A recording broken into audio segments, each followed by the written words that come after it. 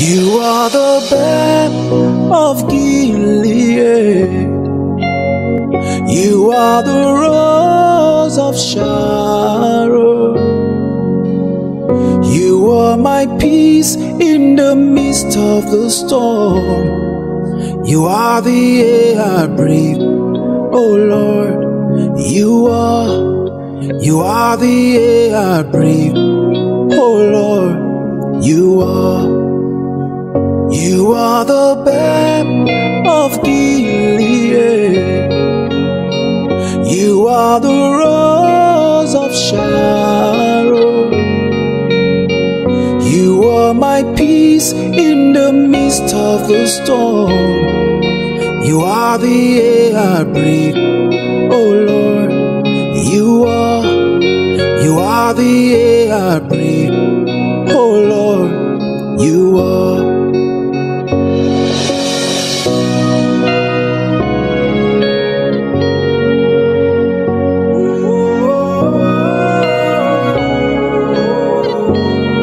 How gracious you are.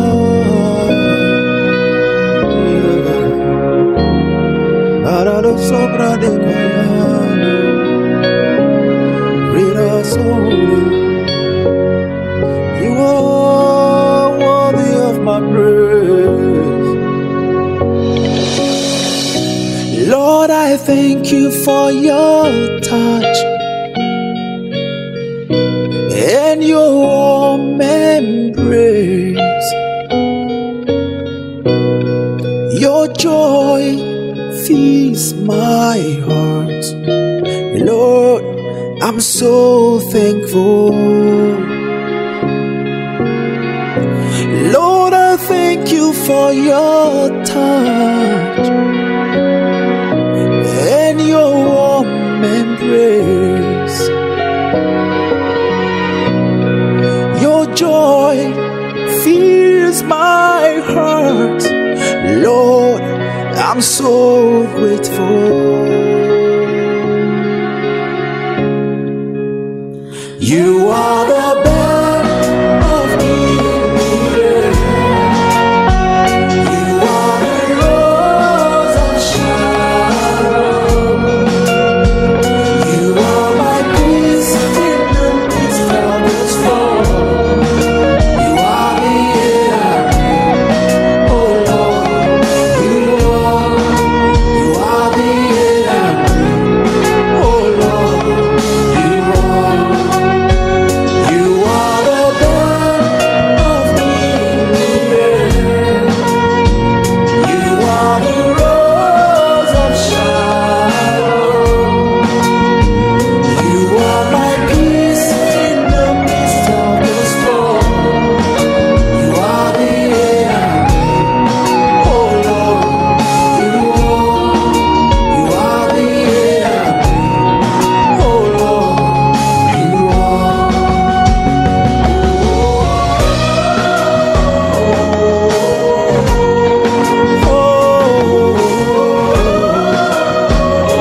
Ce matin, nous sommes dans la joie, puisque nous nous retrouvons devant un Dieu qui est très grand. Et notre joie est grande, puisque le Seigneur a un plan merveilleux pour un chacun de nous. Il y a longtemps que nous venions à l'église. Il y a longtemps que nous prétendions servir le Seigneur, mais malheureusement sans pour autant le connaître. Et le Seigneur permet assez au courant de ce mois de janvier que chaque personne découvre qui est réellement Jésus-Christ. Et le Seigneur nous fait du bien au courant de ce mois de janvier, puisque nous sommes dans un sous-thème particulier. Notre sous-thème, c'est la présentation de Jésus-Christ selon le 4 évangile. Le 2 dimanches passés, le Seigneur a permis à ce qu'on puisse découvrir la personne de Jésus-Christ. Premièrement, la personne de Jésus-Christ selon Matthieu. Pour Matthieu, Jésus-Christ est un roi. Jésus-Christ est Christ. c'est-à-dire loin de Dieu. Jésus-Christ est également le Messie promis. Alors, vous verrez que dans Matthieu, quand Christ est né, ceux qui vont annoncer la naissance de Jésus-Christ, ce ne sont pas des simples citoyens, mais ce sont des mages. Les mages, ce sont des savants. Les mages, ce sont des grandes notabilités. Et quand ils se présentent devant Jésus, connaissant que Jésus-Christ est roi, les mages l'adorent. En offrant, ils vont offrir l'or, l'encens et la myrrhe à Jésus-Christ. Mais le dimanche passé, nous avons vu Marc. Marc nous présente Jésus-Christ comme étant le parfait prophète, le parfait serviteur. Marc présente Jésus-Christ avec deux autres prophètes, des grands prophètes, des prophètes de grande renommée. Il y a Moïse, il y a Élie et ensuite Jésus. Mais Dieu a tranché. La Bible déclare que Jésus-Christ resta seul. Juste pour nous dire que Jésus-Christ, il est le parfait prophète. S'il y a eu des prophètes dans ce monde, s'il y a des prophètes aujourd'hui dans ce monde, personne ne peut égaler Jésus-Christ, le parfait prophète. Alors, à la naissance de ce Jésus comme parfait prophète et parfait serviteur, vous savez qu'est-ce qui était invité? Ce sont des bergers. Lisez très bien l'évangile de Jésus-Christ selon Luc. C'est différent de l'évangile de Jésus-Christ selon Matthieu. Dans Matthieu, ce sont les mages, les savants, les grandes notabilités qui viennent adorer Jésus. Mais dans Luc, la nouvelle de la naissance de Jésus-Christ est annoncée aux bergers. Vous savez que les bergers n'avaient pas de l'importance. C'était les simples citoyens. Ce sont eux qui vont aller recevoir Jésus. Ce sont eux qui vont aller là où Jésus-Christ était pour l'adorer. Nous avons affaire à un parfait prophète, un parfait serviteur. Mais ce matin, le Seigneur nous donne le temps de pouvoir examiner maintenant Jésus-Christ selon Luc. Alors, nous sommes dans l'évangile de Jésus-Christ selon Luc. J'aimerais présenter d'abord l'auteur, Luc. Qui est-il? Les historiens disent qu'il n'est pas juif. Matthieu était juif, Jean-Marc était juif, mais cette fois-ci, l'évangile de Jésus-Christ est écrit par quelqu'un qui n'est pas juif. Luc était syrien d'Antioche. La Syrie, ce sont les Syriens que nous voyons ici mendier. Il était aussi syrien d'Antioche. Mais du point de vue profession, il était médecin, c'est-à-dire un docteur. Matthieu, nous l'avons dit, était fonctionnaire de l'État. Et puis, on a Jean-Marc. Mais cette fois-ci, nous avons un médecin. Un médecin qui nous écrit l'évangile de Jésus-Christ. Alors, j'aimerais vous dire que s'il y a des gens qui étudient pendant beaucoup d'années, ce sont des médecins. Dans mon pays, pour être médecin, c'est-à-dire quand on est à l'université, contrairement aux autres facultés, quand tu fais la sociologie, c'est 5 ans. Je crois qu'au niveau de l'Afrique de l'Ouest, vous appelez cela master. Mais chez nous, on appelle ça licence. Tu fais 5 ans. Quand tu es dans d'autres facultés, la sociologie, lettres, culture africaine, etc., tu fais 5 ans. Mais si tu veux être médecin chez nous, il faut faire 7 ans. 7 ans d'études. Et quand tu termines les 7 ans d'études, tu es généraliste. Tu n'es pas spécialiste. Maintenant, quand tu veux faire la spécialité, tu viens au Sénégal, Généralement, il faut faire aussi 5 ans de spécialité. Donc, pour être médecin spécialiste, il faut étudier pendant 12 ans à l'université. Et aux États-Unis, c'est même grave, puisque là, il faut faire 20 ans. J'ai vu en Angleterre 2 médecins. J'ai vu un médecin congolais. Quand il est allé en Angleterre, on n'a pas accepté à ce qu'il preste comme médecin. Il a repris à zéro les études. Alors ici, je voudrais vous dire que pour être médecin, ce n'est pas une mince affaire. Et les médecins tels que vous les savez, en matière de recherche, les médecins sont sérieux avec la recherche. Je vous donne l'exemple de consultation. Quand nous arrivons chez le médecin, il y a ce qu'on appelle la consultation. Et la consultation a plusieurs niveaux. Il y a ce qu'on appelle le diagnostic. Le diagnostic, c'est le médecin qui est en train de parler avec toi. Crino, comment ça va? Crino va dire, j'ai des maux de tête. Le médecin va poser la question de savoir depuis quand? Depuis hier. Et il va dire, qu'est-ce que tu as mangé? J'ai mangé ceci et cela. Lorsque le médecin n'est pas sûr, il ne peut pas prescrire un médicament. Qu'est-ce qu'il va faire? Il va continuer avec la recherche. Et il te prescrit des examens de laboratoire. Il faut que tu ailles, tu amènes des échantillons, des urines, des selles, des sangs. Et quand il n'arrive pas à trouver les résultats, il va plus loin. Il y a ce qu'on appelle la radiographie. Tu passes au niveau de radio. Et si ça ne marche pas, il va plus loin. Il y a ce qu'on appelle les scanners. Alors suivez ce que Luc est en train de dire. Je suis dans Luc chapitre 1er. L'évangile de Jésus-Christ selon Luc, chapitre 1er, du 1er au 4e verset. Luc dit ceci. Plusieurs ayant entrepris de composer un récit des événements qui se sont accomplis parmi nous. Suivant ce que nous ont transmis ceux qui ont été des témoins oculaires dès le commencement, sont devenus des ministres de la parole. Ça, il est en train d'expliquer. Il dit qu'il y a eu plusieurs personnes. Ma compréhension est celle-ci, quand il parle de plusieurs personnes. Si je me limite seulement à l'évangile de Jésus-Christ, plusieurs personnes, c'est-à-dire il est en train de dire, il y a Matthieu, il y a Jean-Marc et il y a Jean.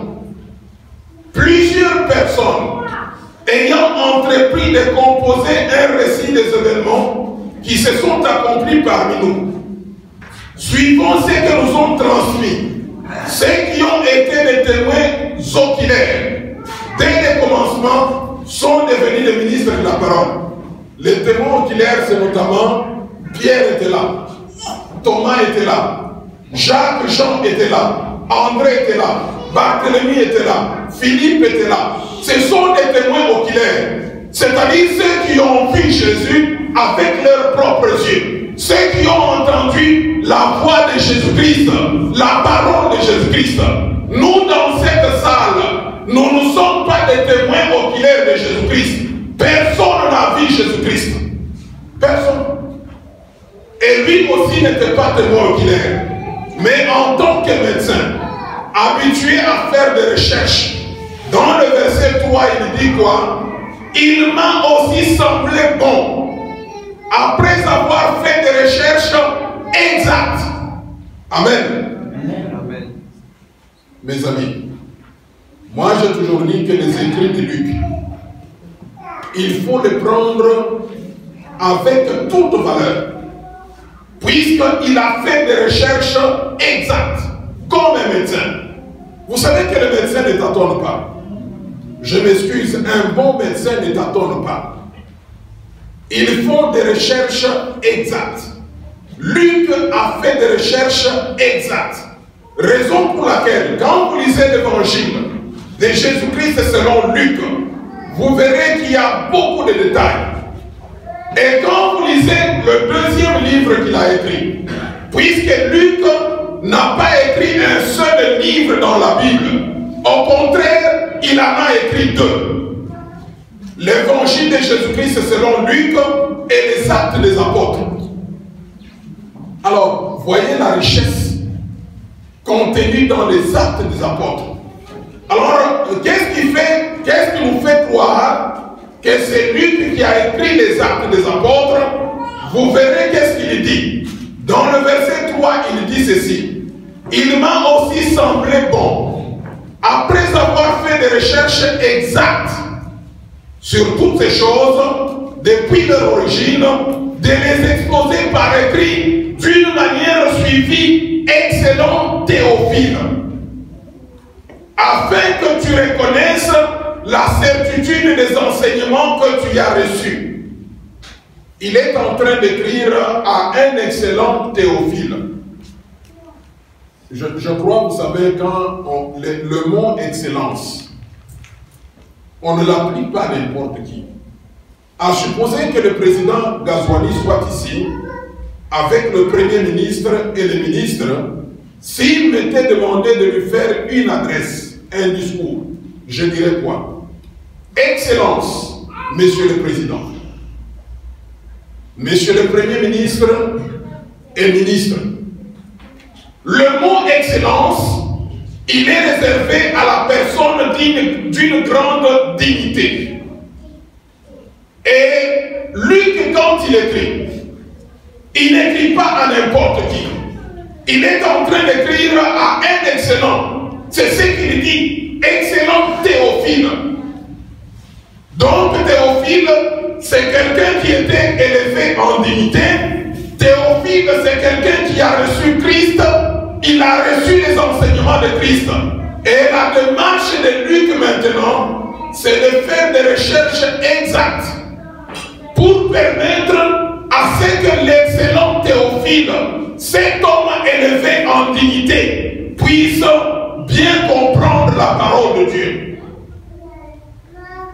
Quand nous allons dans Actes des Apôtres, le chapitre 1er et le verset 1er, juste pour soutenir que Luc a écrit 2 livres. Premièrement, l'évangile de Jésus selon Luc, et deuxièmement, Actes des Apôtres. Actes des Apôtres, chapitre 1er, verset 1er, la Bible dit ceci. Théophile, j'ai parlé dans mon premier livre de tout ce que Jésus a commencé à faire et d'enseigner dès le commencement. C'est clair, n'est-ce pas? On reprend le même Théophile. L'excellent Théophile qu'on a vu dans Luc, c'est le même Théophile qui se retrouve dans Actes des Apôtres. Il dit ceci, Théophile, j'ai parlé dans mon premier livre. Quel est son premier livre? C'est l'évangile de Jésus-Christ selon Luc. Luc est également reconnu comme étant le compagnon de Paul. Il a accompagné Paul dans le travail de Paul. Et c'est pour cela quand vous lisez dans Colossiens, chapitre 4, le verset 14, Paul l'appelle médecin Luc. Il parle même de la profession de ces messieurs. Alors, ce qui est très important, Colossiens chapitre 4, verset 14, ce qui est plus important pour nous, c'est la présentation de Jésus-Christ par Luc. Si Matthieu nous a présenté Jésus-Christ comme roi, comme Christ, comme le Messie promis, si Marc nous a présenté Jésus-Christ comme le parfait prophète et le parfait serviteur, qu'en est-il de Luc? Luc le médecin nous présente Jésus-Christ comme étant le Fils de l'homme. Le Fils de l'homme. Alors, laissez-moi vous dire ceci. Cette expression Fils de l'homme est une expression utilisée dans la Bible. Que ce soit dans l'Ancien Testament, tout comme dans le Nouveau Testament, l'expression Fils de l'homme a été utilisée. Rappelez-vous d'Ézéchiel. Quand Dieu parle à Ézéchiel, il va dire ceci, fils de l'homme. Tout simplement pour dire fils d'Adam.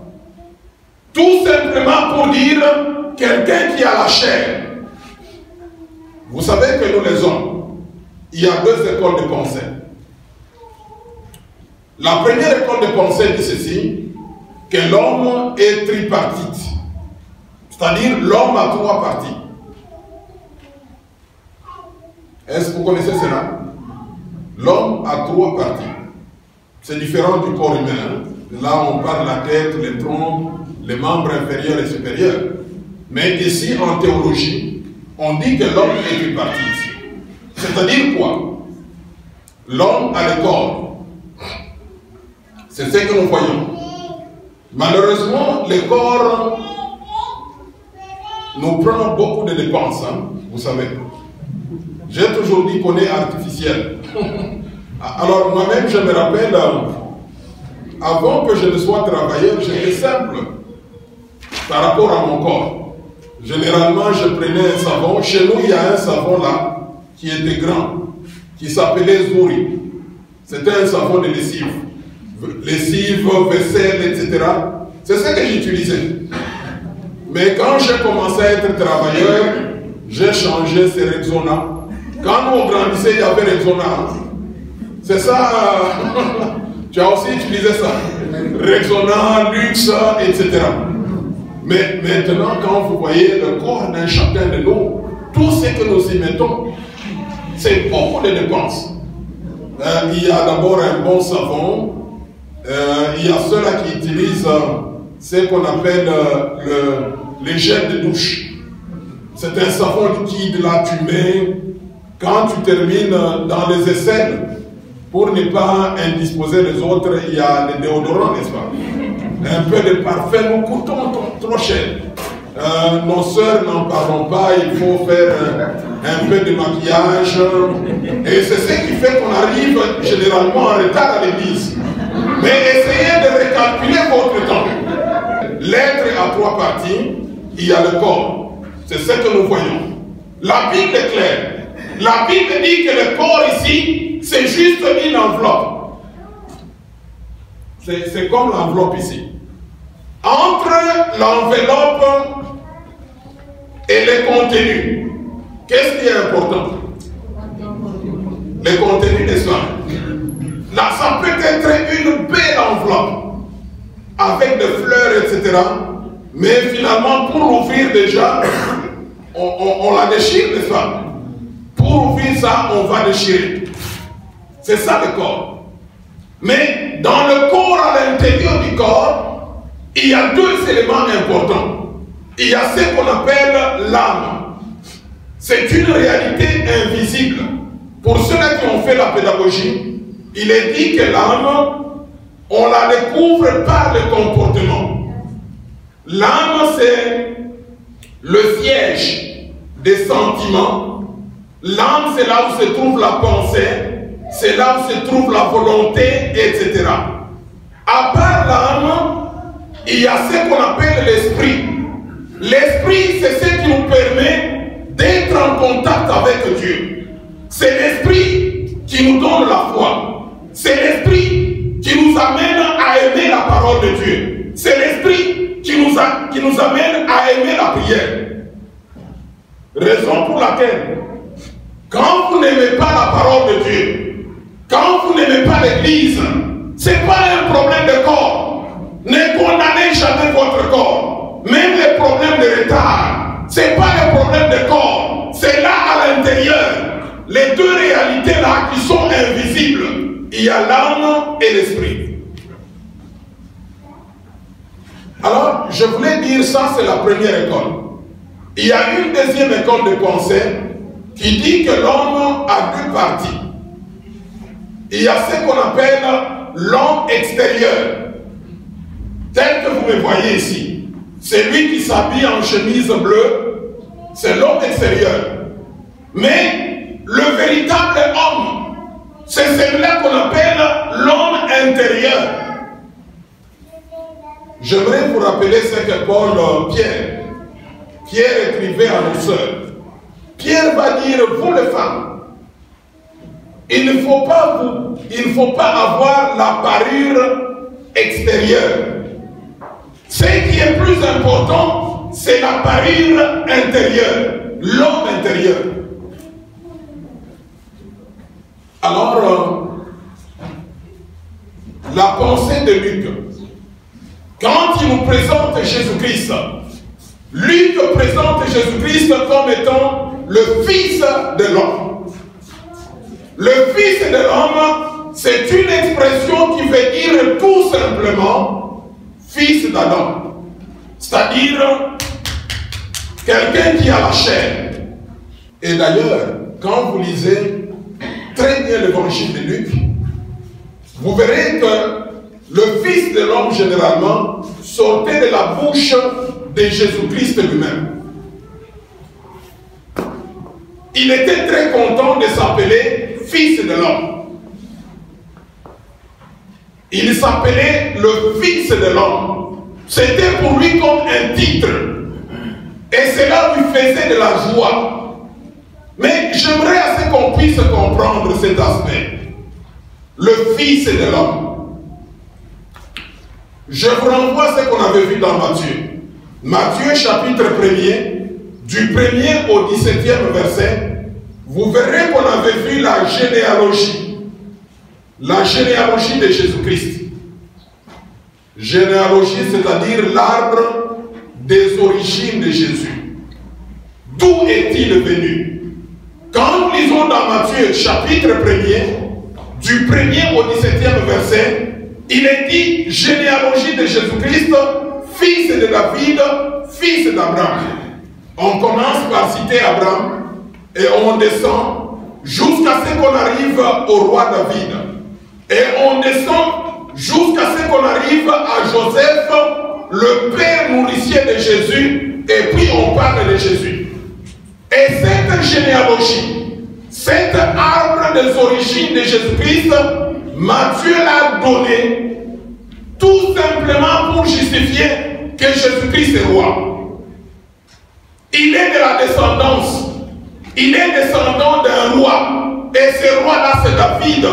Et comme David est roi, automatiquement Jésus-Christ est aussi roi.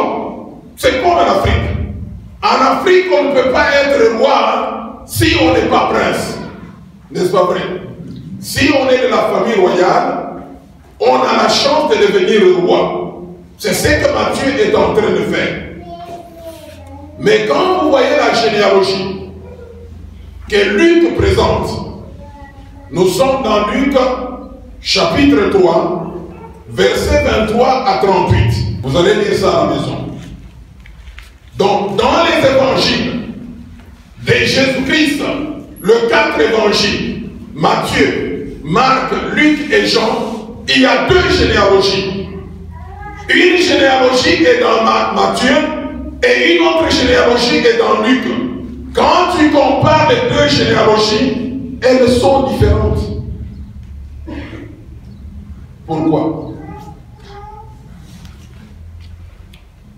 Tout dépend de l'auteur. La démarche de Matthieu, c'est de prouver que Jésus-Christ est roi. Raison pour laquelle il dit généalogie de Jésus-Christ, fils de David, puisque Jésus est roi. Mais quand vous lisez la généalogie de Luc, premièrement, elle est différente de celle de Matthieu. Matthieu commence par les grandes personnes. Il commence par Abraham et il descend jusqu'à Jésus. Mais quand vous lisez la généalogie que Luc présente par Jésus, dont le petit, il termine par la grande personne qui est Adam. Vous voyez un peu la différence? La première généalogie, c'est d'ascendant au descendant. La deuxième généalogie, celle de Luc, c'est le contraire, de descendant à l'ascendant. Il commence par Jésus-Christ. Et ce n'est qu'à la fin, au 38e verset, qu'il dit Fils d'Adam, Fils de Dieu. Amen. la démarche de Luc est de nous présenter Jésus-Christ comme homme. Jésus-Christ est la descendance d'Adam. Lisez même dans Genèse, chapitre 3, verset 15. Quand Dieu est en train de parler à Ève, qu'est-ce qu'il dit à Ève? Il dit, je mettrai inimitié entre toi et le serpent, entre la descendance du serpent et ta descendance. Et la descendance du serpent va mordre les talons de ta descendance, mais ta descendance va faire quoi? Écraser sa tête. Ça, c'est Jésus-Christ. C'est ce que Luc est en train de faire. Il dit Jésus-Christ, fils d'Adam, fils de Dieu. Puisque Adam, comme vous le savez, a été créé par Dieu. Il a été créé à l'image et à la ressemblance de Dieu. C'est ce que la Bible nous dit dans Genèse, que l'homme et la femme, tous deux, Dieu les créa. Et quand Dieu a créé l'homme, il a créé l'homme à son image et à sa ressemblance. Raison pour laquelle Luc dit ceci, Jésus-Christ, il est fils d'Adam, c'est-à-dire un homme. Il a une chair, il a un corps comme ton corps et mon corps. Maintenant, ce qui est profond, pourquoi est-ce que Jésus-Christ devrait avoir un corps alors qu'il est Dieu? Jésus-Christ devait avoir un corps, puisque dans le corps, il a deux grands rôles à jouer. Lisons 1 Timothée, chapitre 2 et le verset 5. La Bible dit ceci. Entre le seul vrai Dieu, il n'y a pas deux dieux. Il n'y a même pas trois. Mais en même temps, moi personnellement, et même la Bible, nous croyons dans ce qu'on appelle la Sainte Trinité. Vous comprenez très bien. Il n'y a pas deux dieux, il n'y en a pas trois, il n'y a qu'un seul vrai Dieu. La Bible dit ceci, ça c'est Paul qui écrit à Timothée, entre les seuls vrais dieux et nous les hommes, il n'y a qu'un seul médiateur. Et il ajoute, Paul ajoute expressement, pour nous faire comprendre ce médiateur, il dit, entre les seuls vrais dieux et nous les hommes, il n'y a qu'un seul médiateur, et il ajoute Jésus-Christ homme. Alors, je disais que Jésus-Christ, en tant que fils de l'homme, il a deux rôles majeurs qu'il va jouer. Le premier rôle, c'est celui de médiateur. Vous savez, quand est-ce qu'on parle de médiateur? On parle de médiateur quand il y a conflit. N'est-ce pas vrai? On parle de médiateur quand les relations sont brisées. Quand ça ne marche pas dans l'amitié. Et ça, c'est vrai. Notre Dieu, c'est un Dieu qui est à la fois juste et saint. Dans sa justice, Dieu ne peut pas prendre un innocent pour coupable et vice-versa. C'est ça Dieu. Raison pour laquelle Habakkuk est fort, très sévère. Vous savez, les prophètes de l'Ancien Testament, il y a des prophètes là qui étaient comme des fous. C'est le cas d'Habakkuk. Habakkuk, qu'est-ce qu'il va nous dire? Il va dire ceci. Les yeux de Dieu sont blancs, à telle enseigne qu'il ne tolère pas le péché. On dirait que le Dieu que nous prêchons pour le moment a changé. Vous savez, dans le temps passé, ici, si on répartissait, ça c'est les lieux très saints, les lieux saints et les parvis. Nous tous, on devrait être dans les parvis. Pour vous faire comprendre ce que c'est les parvis, quand vous allez dans un stade de football, n'est-ce pas, il y a différentes sortes de tribunes. Tribune centrale, tribune d'honneur, là où le président se met. Et il y a ce qu'on appelle les pourtours. Généralement, au stade en Afrique, les pourtours n'est même pas couverts. Quand il y a soleil, vous souffrez. Tu te dis pourquoi est-ce que je suis allé au stade? Quand il pleut, tu es mouillé. Ça, c'est le pourtour, c'est ce qu'on appelle le parvis. C'est là où tout le monde se mettait. Et puis, il y a les lieux saints. Ceux qui entraient dans le lieu saint, c'était les sacrificateurs. Je ne parle pas du souverain sacrificateur, c'était les sacrificateurs et les lévites. Maintenant, le lieu très saint. La personne qui entrait dans le lieu très saint, et une fois l'an, c'était les souverains sacrificateurs. Vous savez ce qu'on faisait de ce monsieur? On n'était pas sûr d'abord de lui, qu'il devrait sortir vivant. Alors, avant d'entrer dans le lieu saint, il offrait d'abord son sacrifice à lui. Et quand il offre son sacrifice, on a conçu sa robe. La manière dont on a fait sa robe, il y avait des clochettes. Quand il marche, vous entendez les bruits. Et là, vous savez qu'il est vivant. Et ce n'était pas tout. Et qu'est-ce qu'on faisait? On lui mettait également une corde. Quand il entre là-dedans, ici juste pour attirer votre attention. Vous les choristes, ici où vous êtes, c'est les lieux très saints. Alors, juste, je vous rappelle l'image. Alors, le problème qui est là, on n'est pas sûr d'abord que le souverain sacrificateur, ça ira pour lui-même. Et il doit offrir d'abord. Il offre son sacrifice pour le péché. Et cela ne suffit pas. Deuxièmement, on lui donne une robe. Et cette robe a des clochettes.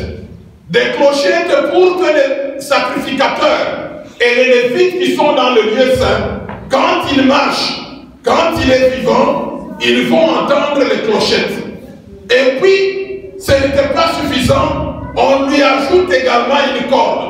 On lui attache une corde, quand il entre, la corde reste là-bas. À un certain moment, ils doivent vérifier s'il est vivant.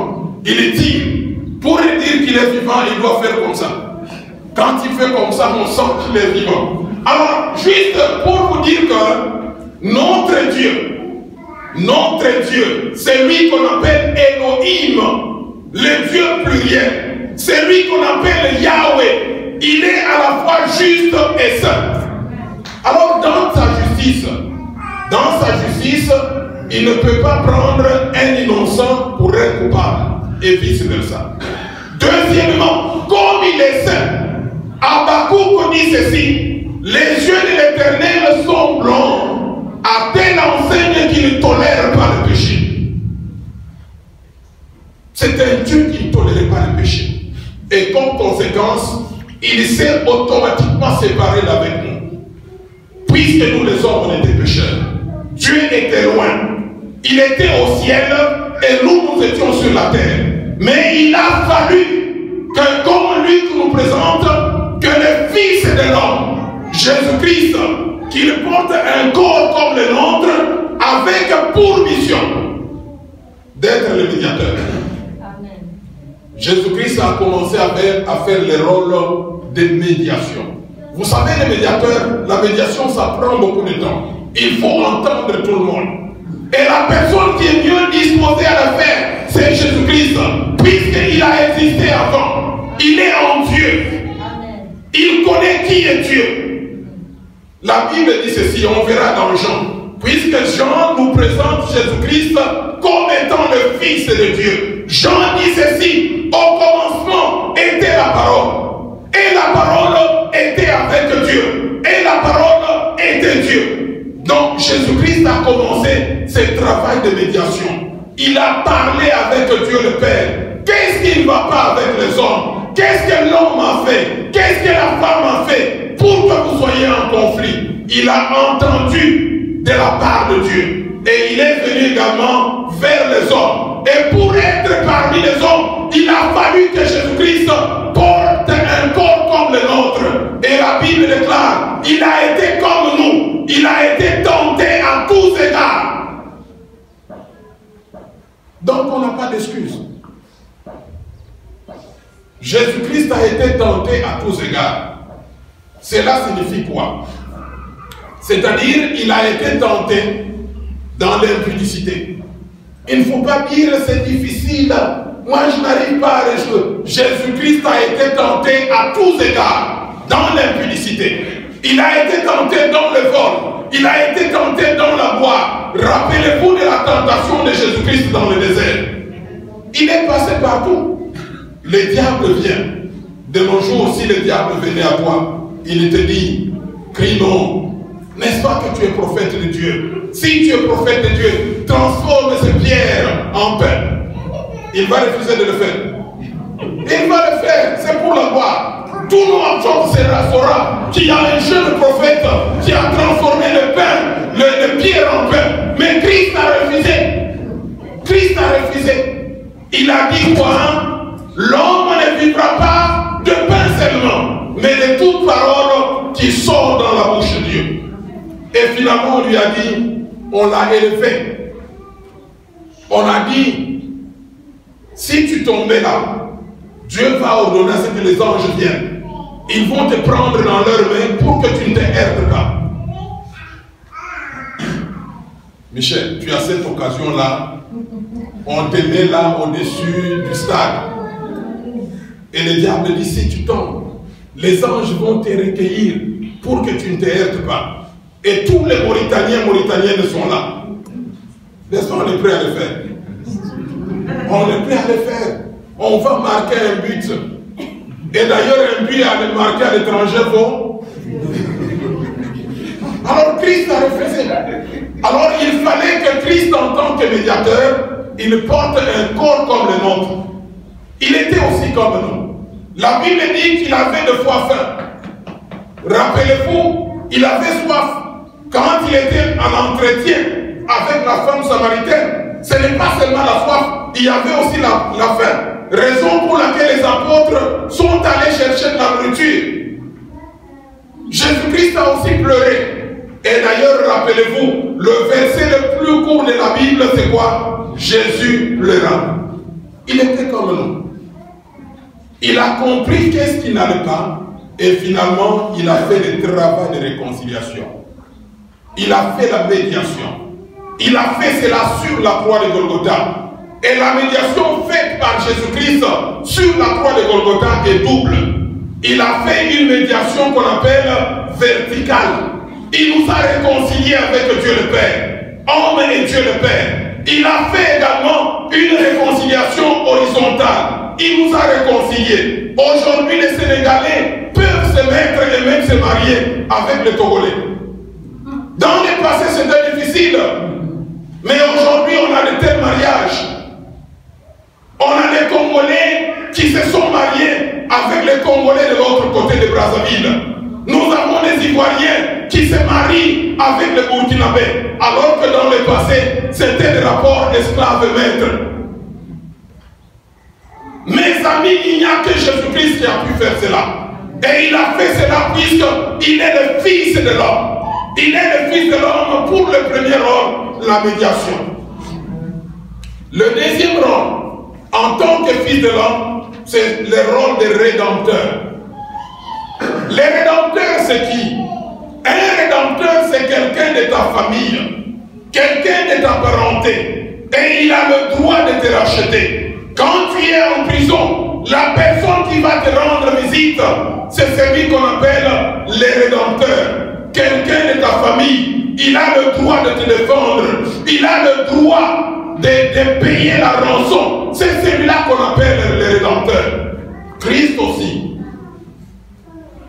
Nous étions prisonniers. N'oubliez jamais cela. Nous étions prisonniers du diable.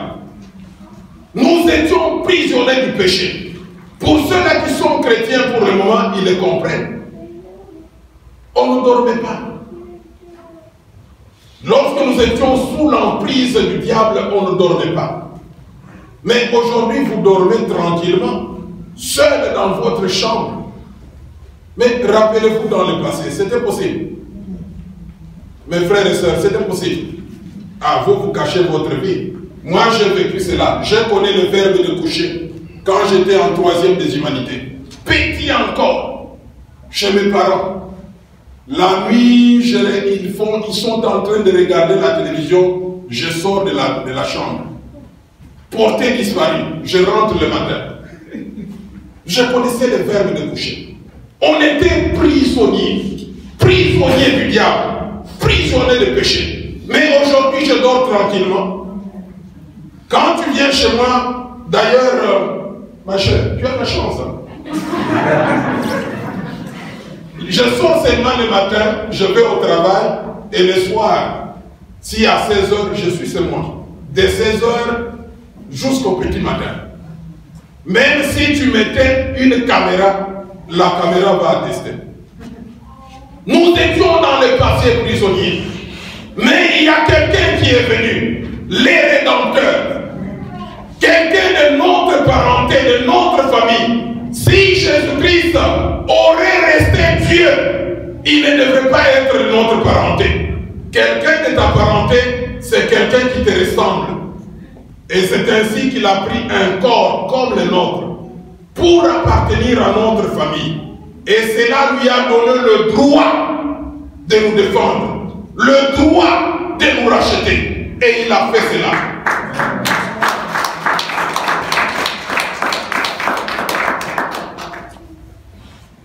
Alors, j'aimerais vous dire quelque chose que Luc a vu et que les autres n'ont pas vu cela. Nous sommes dans Luc chapitre 22, versets 34 à 46. On ne va pas lire comme on n'a pas beaucoup de temps. Alors, quand vous prenez Luc chapitre 22, versets 39 à 46, et je vous renvoie maintenant dans Genèse chapitre 3. Juste à la fin là.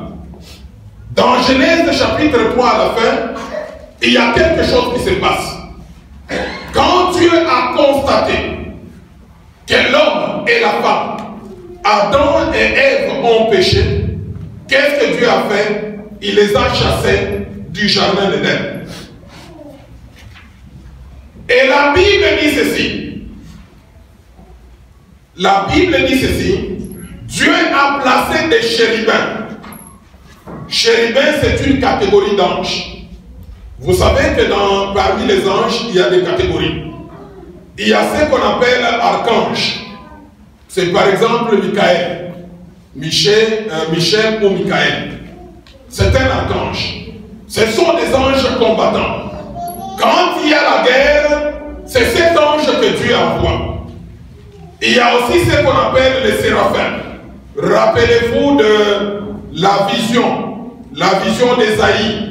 Dans Ésaïe chapitre 6, ce sont des séraphins qui sont là.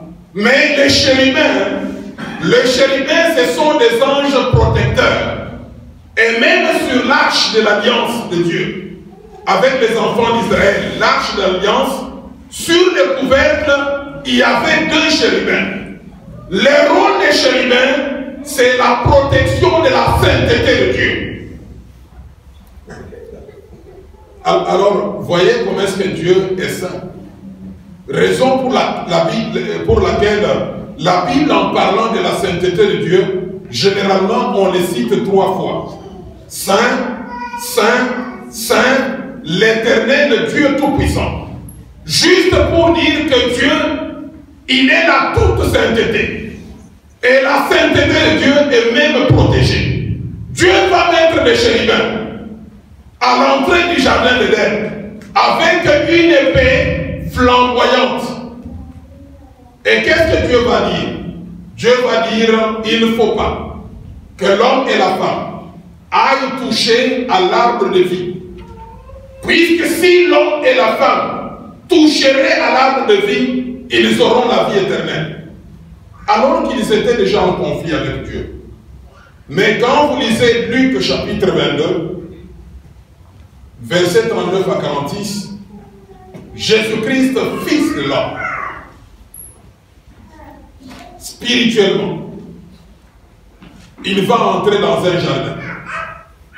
Sauf que ce jardin, cette fois-ci, il n'a pas le nom d'Éden. Éden signifie délice. Jardin d'Éden signifie jardin de délices, jardin de plaisir, jardin de joie, puisque l'homme était dans les délices. Mais cette fois-ci, dans Luc chapitre 22, Jésus-Christ entre dans un autre jardin qu'on appelle le jardin de Gethsémane. Gethsémane, au niveau du mont des Oliviers. Le jardin de Gethsémane signifie tout simplement pressoir. Donc, vous savez, c'était le mont des Oliviers. On n'a pas appelé tout simplement mont des Oliviers, puisqu'il y avait la production des olives. N'est-ce pas, vous connaissez l'olive, la production des olives. Et dans le jardin de Gethsémane, c'est là où il y avait des pressoirs pour faire l'huile d'olive. C'est-à-dire, ce sont des petites machines, des petits dispositifs pour presser les olives afin de recueillir l'huile. C'est là où Jésus-Christ est entré. Et il est entré avec ses apôtres.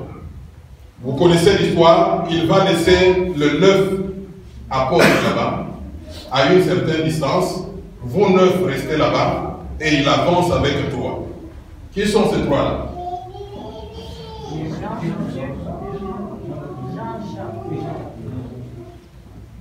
Pierre, Jean et Jacques. La petite équipe, le cercle restant de Christ. Il avance avec eux là-bas. Quand il avance, il se met à prier. Il se sépare avec eux. Ils entrent dans la prière. Il prie. Il prie. Et quand il était en train de prier, il a commencé le travail de la rédemption. Puisqu'il est le Fils de l'homme. Il doit racheter les hommes qui sont en conflit avec Dieu. Il doit racheter les hommes qui sont prisonniers du diable et du péché. Il prie et il revient. Quand il revient, il les trouve éveillés? Non. Endormis. Et il leur dit ceci: vous n'avez pas su faire avec moi 1 heure de prière. Et finalement, il rentre. Quand il rentre, c'est là où spirituellement quelque chose se produit. Il était en train de prier. Il était en train de prier. Et qu'est-ce qu'il va dire? Père, que cette coupe s'éloigne de moi. Non pas que ma volonté soit faite, mais que ta volonté soit faite. Quand vous lisez très bien, vous verrez qu'il y a un passage.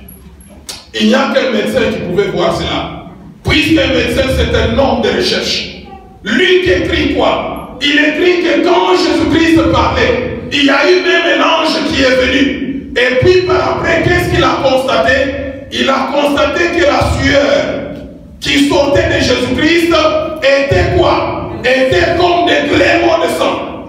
Et là, qu'est-ce qui s'est passé spirituellement? Jésus-Christ a traversé la barrière de chérubins. Et comme les chérubins avaient une épée flamboyante, il a été coupé.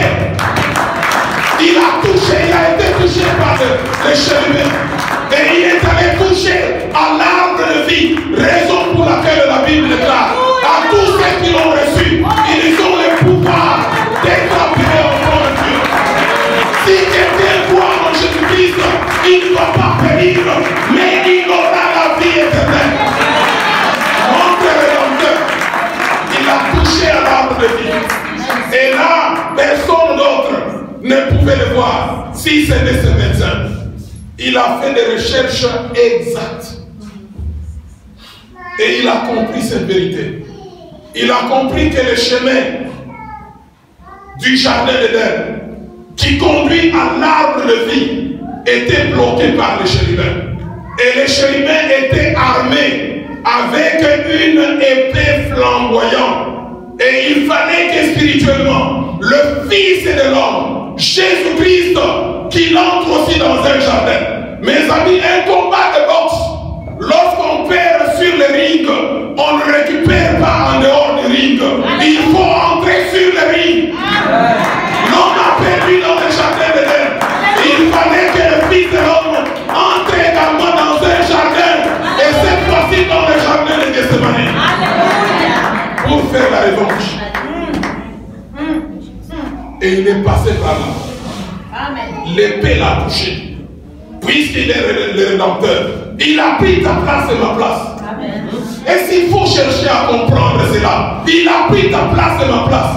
C'est nous qui devrons être frappés par cette épée. Mais lui a accepté de prendre cette épée. Et il a foncé. Il a foncé. On pensait qu'il était puni par Dieu. Il n'avait même pas un regard, un attrait, une attrayance. Il n'avait pas ça. Et quand nous l'avons regardé, on pensait qu'il était condamné. Il était puni par Dieu pour ses péchés. Non, c'était pour mes péchés. C'était pour tes péchés. Jean nous présente Jésus-Christ comme étant le Fils de l'homme. En tant que Fils de l'homme, il a deux grands rôles. Il est médiateur. Il a joué ce rôle-là. Il nous a réconciliés avec Dieu le Père. Aujourd'hui, vous et moi, nous passons même ici. Tu sais que Christ, il est merveilleux. Dans son travail de rédempteur, il a mis fin à l'ancienne alliance. Les rideaux qui séparaient les lieux saints avec les lieux très saints, il a été déchiré en deux. Le voile a été. Maintenant, au niveau de l'endroit ici, le lieu très saint, nous passons aussi là. Alors que dans le passé, les Togolais, les Ivoiriens, les Congolais, les Guinéens n'avaient pas le droit de citer. Les Gabonais n'avaient pas tué Yahweh. Ils ne pouvaient même pas entrer en Jérusalem. Mais aujourd'hui, à cause de l'œuvre de Jésus-Christ, nous sommes aussi dans le royaume de Dieu. Et la Bible déclare qu'il a fait de nous un royaume de prophètes et de sacrificateurs. Amen. Cet homme est extraordinaire. Il a pris notre place. Lui ne devrait pas mourir sur la croix. C'était toi et moi qui devrions mourir. Mais il a pris notre place. Il a fait ce travail-là. Alors, comme Luc nous présente Jésus-Christ comme étant le Fils de l'homme, quelle serait notre attitude devant ce Jésus? Trois attitudes également à observer. La première attitude, c'est la gratitude ou la reconnaissance. Ou mieux encore, l'adoration et la louange envers notre médiateur et rédempteur. Très simple comme attitude. Quelqu'un qui t'a sauvé la vie. Ce qu'on te demande comme attitude, c'est juste être reconnaissant à l'endroit de cette personne-là. Juste l'adorer et le louer. L'adorer, c'est-à-dire dire ce qu'il est. Je t'adore, puisque toi tu es l'agneau immolé de Dieu. Je t'adore, puisque tu es le lion de la tribu de Juda. Je t'adore, puisque tu es l'agneau de Dieu sans tache et sans défaut. Je t'adore, puisque tu es mon médiateur et rédempteur. Alors, je vous ramène dans Apocalypse 5. Vous allez lire ça à la maison. Vous savez, les problèmes d'Apocalypse, il faut bien lire ce livre-là. Puisque Apocalypse, quand vous prenez de chapitre 1 à chapitre 3, Jean est sur la terre. L'apôtre Jean, il est sur la terre. Il est dans une île qu'on appelle Patmos. Mais à partir du chapitre 4, 5, etc., il monte maintenant au ciel. Et qu'est-ce qu'il voit dans le chapitre 5? Ça, c'est très intéressant. Dans le chapitre 5, la Bible dit quoi? Il voit, il y a le 24 vieillards. Dans d'autres Bibles, on appelle le 24 anciens. Et il y a les 4 êtres vivants. Et ces gens-là, qu'est-ce qu'ils font? Vous savez que le 24 vieillards, ou le 24 anciens, ils sont autour du trône de Dieu. Le chiffre 24, c'est tout simplement la combinaison entre l'Ancien Testament et le Nouveau Testament. Il y a 12 tribus d'Israël qu'on appelle les 12 patriarches. Et il y a 12 apôtres. 12 plus 12, ça nous fait combien? 24.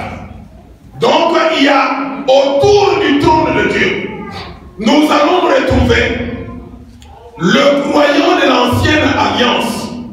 Le croyant dans l'Ancien Testament vont se retrouver avec les chrétiens du Nouveau Testament.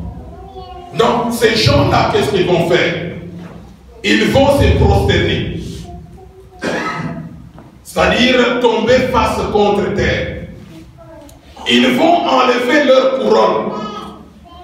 Couronne, c'est un prix. Couronne, c'est une certaine gloire qu'on a eue. C'est comme une sorte de médaille. Ils vont jeter cela. Et ils vont adorer. Frères et sœurs, quand nous parlons d'adorer Dieu, nous devons être conscients de cela. C'est-à-dire, nous devons nous oublier. Puisque moi, j'examine ma propre vie. Je me dis, si Christ ne m'avait pas sauvé, qu'est-ce que je devrais être? Mes parents n'étaient pas dans un bon quartier. C'était un quartier dangereux là où j'étais. Il y avait des voleurs, il y avait des prostituées. C'est ce qui fait que ma vie a été entraînée par cela. Déjà, quand tout a changé dans ma vie, quand je suis entré en 3e des humanités, c'était dans les années 1977. Je me rappelle bien. En 1977, j'ai commencé déjà à boire. J'ai commencé avec la bière et par après j'ai compris que la bière c'était un processus qui était long puisqu'il fallait en prendre plusieurs bouteilles pour être ivre. C'est ainsi que j'ai changé pour prendre l'alcool. L'alcool à base de maïs. Chez nous on l'appelle l'outoukou. Quand il y a une variété qu'on appelle 500. Quand je prends l'allumette et je mets là-bas, il y a une flamme. Et moi, je prenais à moi seul une bouteille de l'eau. Et ce qui était mauvais avec moi, je combinais le chanvre, marijuana. Je combinais le chanvre avec de l'eau. C'était ça ma vie. J'ai abandonné même les études. Alors, je me dis, rendez-vous compte que si Christ ne m'avait pas sauvé, je ne pourrais même pas avoir la chance de vous rencontrer. Je ne pouvais même pas venir ici en Britannie. Ça ne serait pas possible. Mais quand Christ m'a sauvé, il m'a beaucoup aidé. J'ai eu à continuer avec les études. Et quand j'ai commencé à travailler, il a fait des grands miracles dans ma vie. Pour ceux-là qui sont travailleurs, je crois que Dieu c'est un Dieu de promotion. Amen. Moi j'avais promotion chaque année. J'ai commencé dans une entreprise pas comme directeur. Je n'étais qu'un simple caissier. Mais j'aimerais vous dire qu'est-ce que Dieu a fait. Les directeurs avaient autorisé que moi je puisse déjà aller avec la voiture de l'organisation chez moi. Un Land Cruiser. Les directeurs ne pouvaient pas aller avec ça. Mais moi, j'allais avec ça. J'ai même perdu un Land Cruiser. Quand j'étais en fiançailles avec Pasteur Higuette, on ne m'a pas chassé de l'organisation. J'étais là. Notre Dieu est merveilleux. Et quand il a commencé à faire des choses, moi-même, je ne me rendais pas compte. Même en termes de voyage, je n'avais jamais voyagé. Quand j'étais païen, jamais. J'ai commencé à voyager quand j'étais avec Christ. Mais aujourd'hui, quand je me mets avec les enfants, je compte le nombre de pays visités, c'est une quarantaine. J'ai déjà été dans beaucoup de pays d'Asie, d'Amérique, d'Europe, d'Afrique, etc. Même vous qui disiez, est-ce que je peux voyager? Laissez-moi vous dire que tout est possible avec Jésus. Je vous avais parlé d'un petit miracle que Dieu m'avait fait. Je vais ici à l'ambassade de l'Allemagne demander les visas. J'arrive là-bas, j'avais une réunion à Genève, l'ambassade de l'Allemagne va me donner juste un visa de 3 jours, égal au nombre de jours de la réunion. Finalement, je me dis, j'ai perdu l'argent, je vais encore à l'ambassade de France me donne un autre visa. Mais la fois passée, quand je suis rentré à l'ambassade de l'Allemagne, notre Dieu, celui-là qu'on appelle le Fils de l'homme, il a touché leur cœur.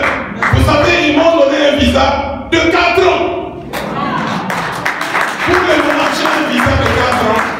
Je peux aller chaque week-end si je le veux. Et d'ailleurs, ce visa me dit ceci, que j'ai le droit de rester sur le territoire de Schengen pendant 90 jours, c'est-à-dire 3 mois. Je peux aller, je reste là-bas 3 mois, et puis je rentre. Dieu est grand. Et alors, quelqu'un qui t'a sauvé, quelqu'un qui t'a racheté, une telle personne, quelle reconnaissance? Mais pourquoi est-ce qu'on n'est pas reconnaissant envers Dieu? Moi, j'ai la réponse. Nous ne sommes pas reconnaissants envers Dieu, puisque nous ne sommes pas réellement sauvés. Mais si on est sauvé, on comprend ce que Christ a fait. Je me rappelle de Job. Job chapitre 19, le verset 25. Qu'est-ce que Job a dit? Job a dit ceci, je sais. Vous savez le verbe savoir. Je sais que vous connaissez la différence entre savoir et connaître. Savoir, c'est par exemple, vous savez ce qu'on appelle mathématiques modernes. Non, pas mathématiques modernes. Calcul mental. Florent, toi, professeur de mathématiques, calcul mental. Quand on te dit 1 fois 1 est égal à combien? 1 fois 1 est égal à combien? 1 fois 9 est égal à combien? 1 fois 10 est égal à combien? 10. Ça, c'est le verbe savoir. Job dit ceci, je sais que mon Rédempteur est quoi? Il est vivant. Et qu'il fera quoi? Il s'élèvera le dernier. Alors, moi, je pense que l'attitude que nous devons avoir face à ce Jésus, Fils de l'homme, c'est avoir une espérance et une confiance totale en lui. Même si on te réveille la nuit, tu dis comme Job, je sais que mon Rédempteur est vivant et qu'il s'élèvera le dernier. Alors, quand Job dit qu'il s'élèvera le dernier, Job est dans le droit.